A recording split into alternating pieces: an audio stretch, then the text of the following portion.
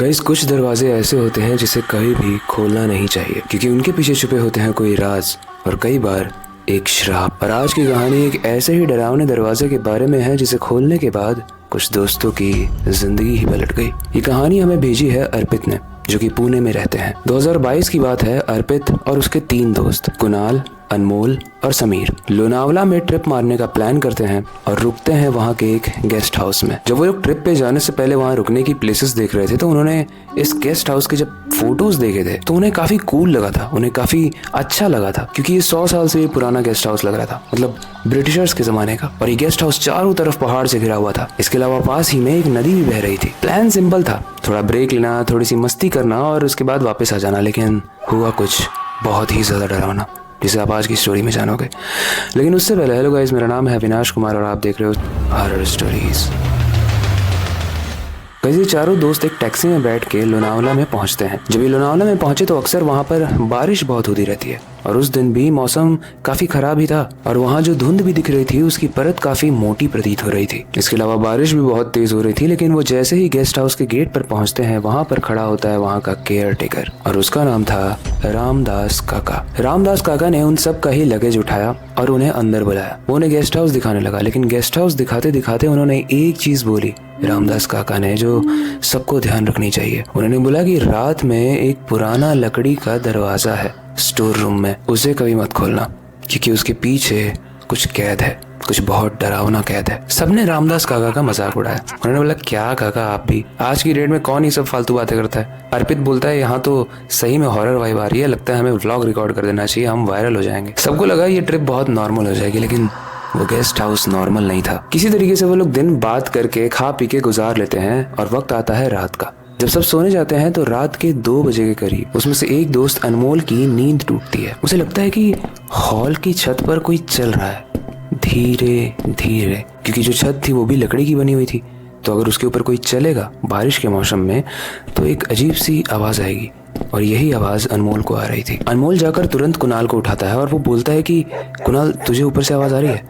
कुणाल बोलता है मुझे तो नहीं आ रही, लेकिन चल स्टोर रूम जाकर देखते हैं, कहीं वो तो नहीं खुल गया और वहाँ की कोई आत्मा बाहर आ गई हो।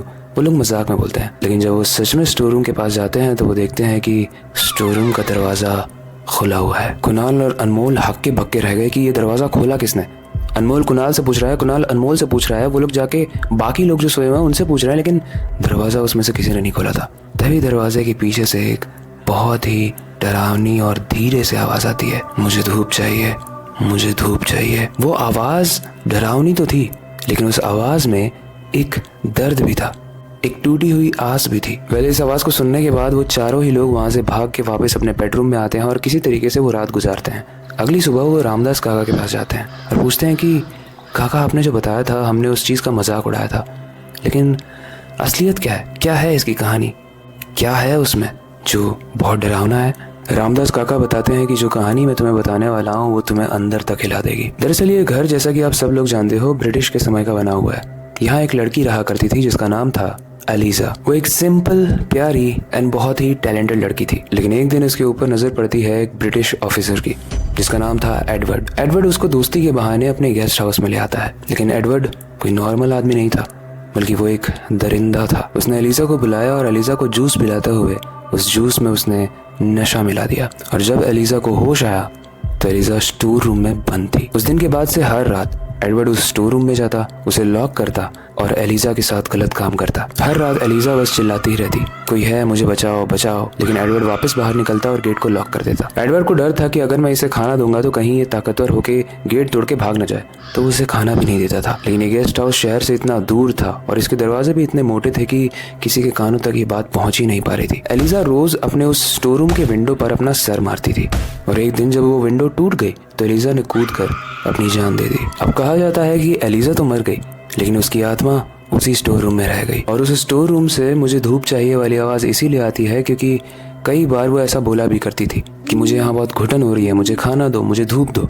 तो उसमें से काफी सारी चीजें आज भी उस स्टोर रूम से सुनाई देती हैं। गाइस, रामदास काका ने एक और चीज बताई थी कि इस कहानी में जो एलिजा है वो कोई बुरी आत्मा नहीं है, लेकिन वो उन लोगों को भी नहीं छोड़ती है जिन्होंने कभी ना कभी कहीं ना कहीं किसी ना किसी लड़की को प्रताड़ित किया हो। एंड गाइस, मैं आपको बता दूं कि अनमोल एंड समीर काफी ही बदतमीज लड़के थे। उन्होंने कॉलेज में भी लड़कियों को परेशान किया था, अपने ऑफिस में भी परेशान करते थे। लेकिन अब देखो कहानी में होता है क्या। वो दिन किसी तरीके से बीतता है और अब आती है उस घर में दूसरी रात। अनमोल की आंख वापस से टूटती है और उसे इस बार फिर से उस स्टोर रूम से आवाज आती है, मुझे खोल दे, मुझे धूप चाहिए, नहीं तो मैं तुझे खा जाऊंगी। अनमोल जब उठता है तो उसका तकिया पूरे तरीके से खून से भरा होता है, लेकिन जब वो अपने आप को दिखता है तो उसके ऊपर कोई खरोच भी नहीं थी। तो वो खून था किसका? सब लोग शॉक में हॉल में आते हैं और स्टोर रूम का दरवाजा फिर से खुला हुआ था। वो लोग आपस में काफी डिस्कशन कर रहे होते हैं और काफी देर तक ये डिस्कशन होती है, लेकिन बीच में ही अनमोल को आ जाती है सुस्सू। अनमोल वॉशरूम जाता है और उसके बाद अनमोल कभी नहीं आता है। उसके बाद जब वो लोग रामदास काका से पूछते हैं कि अनमोल गायब हो चुका है, तो रामदास काका बोलते हैं कि वो गायब नहीं हुआ है, बल्कि एलिजा का खेल शुरू हो गया है। आप लोग जितना जल्दी हो सके यहाँ से भाग जाओ। समीर बोलता है मैं अपने दोस्त को छोड़ के नहीं जाऊंगा, तुम लोगों को जाना है तो जाओ। समीर उस गेस्ट हाउस में रुकता है, हर जगह देखने लगता है और अनमोल को ढूंढते ढूंढते सुबह हो जाती है। लेकिन सिर्फ अब अनमोल ही गायब नहीं था, समीर भी गायब था। गाइस अब 4 दोस्तों से सिर्फ 2 दोस्त बचे थे, जो थे अर्पित और कुणाल। अर्पित और कुणाल जाके जब रामदास काका से पूछते हैं कि हमारे दोस्त चले गए, हम लोग तो इस ट्रिप को बहुत ही एंजॉय करने आए थे, लेकिन ये तो बहुत बुरा हो रहा है हमारे साथ, प्लीज़ हमारी मदद करिए। क्योंकि जब भी वो लोग उस गेस्ट हाउस में से जाने की कोशिश करते थे तो बाहर निकलते ही उन्हें मानो एक करंट सा लगता था।